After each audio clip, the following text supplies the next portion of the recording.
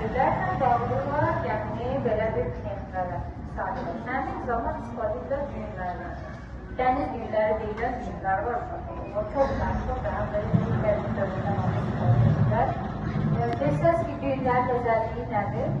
Biz düyün deyəndə ağlımıza ilk olaraq nə gəlir? Bağlamaq və biraz çətin açıla biləndir, düzdür. Düyün vurulubsa, düyün biz onu çətin çıxacaq. Amma dəniz düyünlərdə elə bir şey yoxdur. Çünki onlar üstü üsulla bağlanır deyə, insanlar aşağıdan rahat açılır. Ama bir ödüllerden vereceğim. Aydın mı? Dikkat.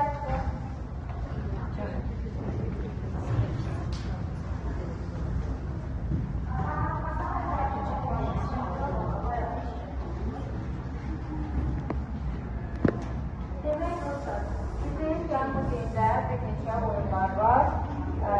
Bu oyunlardan gəlmək yanalma. İnteraktif oyunda bizden önce başlayıblar deyə. O saniyeler bilsin ki, biz sesinden başlayabilir. Oyuncuları evvelde seçin. Düğmeye yakın olanları seçin zaten. Arkalıklı bileşen var, ihtiyatlı. İster.